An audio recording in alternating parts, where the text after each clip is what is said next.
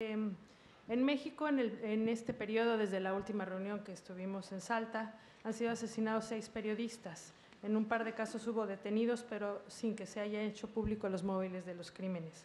Con el inicio de la nueva administración a cargo de Andrés Manuel López Obrador, la relación con los medios de comunicación se ha deteriorado considerablemente. Por un lado, la falta de certeza en el manejo de publicidad oficial. El presidente en su momento dijo, desde la campaña dijo, que por razones de austeridad reduciría los presupuestos en campañas gubernamentales. Acusó que solo servían para mantener una relación insana entre el gobierno y los medios de comunicación, pese a que se autorizó exactamente la misma cantidad que se había autorizado para el año previo. Aún no hay claridad en los criterios con los que la autoridad va a manejar estos montos. No sabemos cómo pretende medir audiencias, tirajes, penetración en medios, y esto podría presentarse en discrecionalidades indebidas. Pero la falta de claridad en este tema no ha sido el único escollo en el camino. El periódico Reforma acusó una persecución vía auditoría fiscal por su línea crítica. Los reporteros que cubren la conferencia que cada mañana del presidente han sido llamados a cuidar sus preguntas bajo la amenaza de reportarlos ante sus propios medios. Calificativos como prensa fifí, fantoches, conservadores, sábelotodo, hipócritas, doble cara, son utilizados por el presidente de la República para referirse a los medios de comunicación. El lunes 25 de marzo pasado, durante la conferencia de la mañana, el subsecretario de Gobernación, Alejandro Encinas, retomó el mecanismo de protección para personas defensoras de derechos humanos y periodistas. Sin embargo, es el mismo mecanismo que ya se venía usando desde el sexenio pasado. En ese momento, él reportó que hay 790 personas bajo el mecanismo de protección, de las cuales 292 son periodistas, es decir, el 37%. Él mismo reconoció que el mecanismo no sirve y que lo van a someter a revisión, dado que una de sus mayores debilidades es que es reactivo y no preventivo. Contempla involucrar mayormente a los dueños de los medios de comunicación en la corresponsabilidad de las tareas de protección en general de sus trabajadores. Valdría la pena aquí apuntar que los últimos periodistas asesinados no trabajaban en medios de comunicación formales, trabajaban por su cuenta para blogs, para radios comunitarias o para páginas de Facebook. El documento reconoció 6 casos de periodistas asesinados durante la presente administración, que comenzó el 1 de diciembre. Al día siguiente de este documento asesinaron a otro. Los compañeros que han sido asesinados son el 1 de diciembre, que fue encontrado sin vida el periodista Jesús Alejandro Márquez Jiménez. El cuerpo del reportero de Nota Roja y colaborador de diversos medios de comunicación en Nayarit fue hallado a un costado de la carretera Tepic-Pantanal en el municipio de San Cayetano, en Tepic. Trabajó 8 años en el diario Crítica Nacional Noticias hasta que fundó su propio proyecto, el medio digital Orión Informativo. El trabajo de Márquez era sumamente crítico de funcionarios y servidores públicos locales. Semanas después de su asesinato, 3 funcionarios de la Dirección General de Tránsito de Nayarit fueron detenidos por su presunta participación en el asesinato.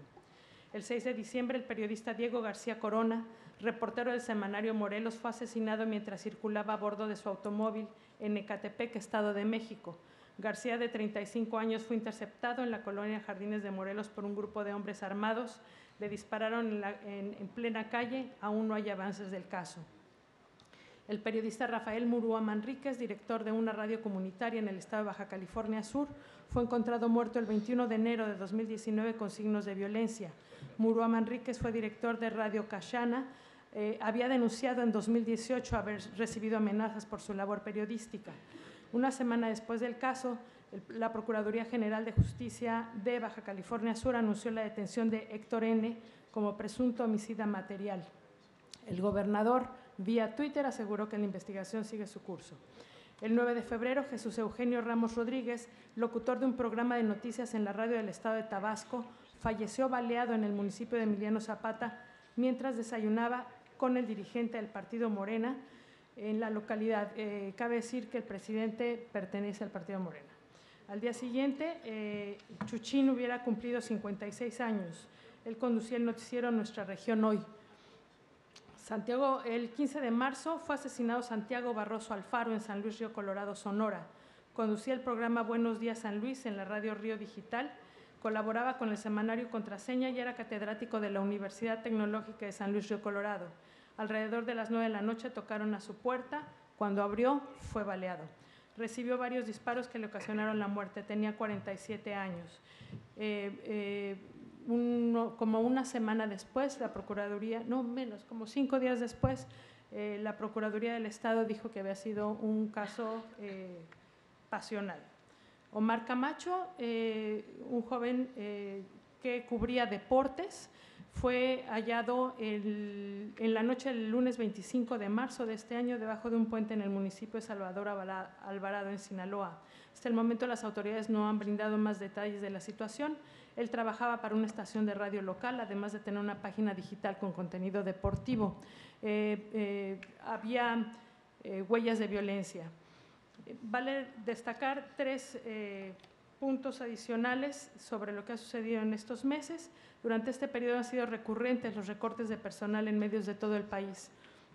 Las causas aducidas en periódicos, estaciones de radio, televisoras, portales web y agencias de noticias es la mala marcha de los negocios periodísticos, poca publicidad privada, el cambio de hábito de consumo de medios de las nuevas generaciones y sobre todo mucha incertidumbre de las empresas respecto a la anunciada reducción de pauta publicitaria del gobierno federal. También durante el juicio que se le siguió a Joaquín El Chapo Guzmán en una corte en Nueva York, se dio a conocer que los hijos del capo fueron quienes mataron al periodista mexicano Javier Valdés, porque éste insistió en publicar una entrevista con el narcotraficante Dámaso López, conocido como el licenciado o el Lic López, testigo en este mismo juicio. Él dijo que Valdés desobedeció las órdenes amenazantes de los hijos de mi compadre y por eso lo mataron. Valdés, especialista en narcotráfico, cofundador del semanario Río 12 de Sinaloa y colaborador de AFP, fue asesinado, como recordamos, a balazos en Culiacán el 15 de mayo de 2017. El 25 de enero, su esposa exigió justicia para esclarecer el asesinato durante una conferencia del presidente López Obrador, días después de que se diera a conocer estas declaraciones durante el juicio del Chapo Guzmán. Y hasta aquí el reporte de México.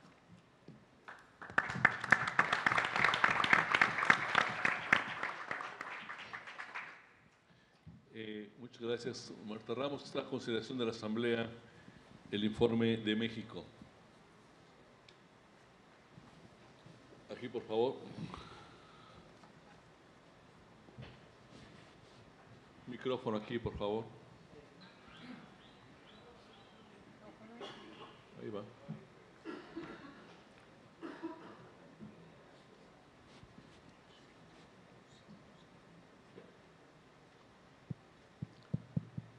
Se identifica, por favor. Gracias. Julio Bazán, gerente de Asociación Mexicana de Editores de Periódicos. Gonzalo Leaño, estamos en este evento. Yo quería nada más remarcar algo que nosotros en México estamos percibiendo y sufriendo. Encontramos que esta actividad del nuevo gobierno federal está generando, en las propias palabras del presidente de la República, una muy desagradable polarización de la prensa.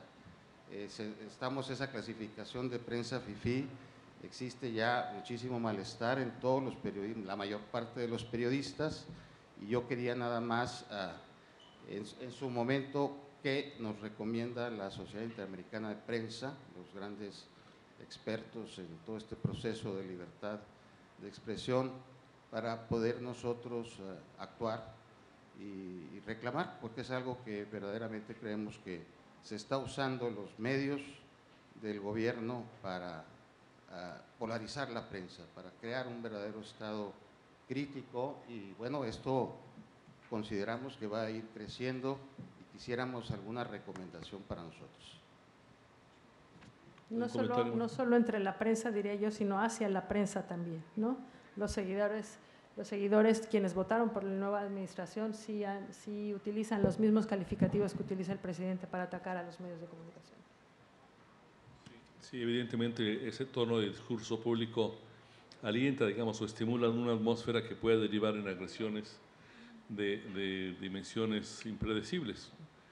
Creo que en la declaración de Chapultepec hay elementos suficientes para abundar sobre el tema, especialmente cuando en algún momento de la vida el gobierno mexicano decide cuál es el criterio verdadero para asignar publicidad, porque de Chapultepec establece criterios de equidad y no asignar publicidad para castigar o para premiar. Hasta ahorita se ha dicho de manera vaga que se va a dar más publicidad a quienes tengan más credibilidad o que para premiar periodismo de investigación, que en voz del gobierno luce bastante absurdo. Esa no es la función de un gobierno.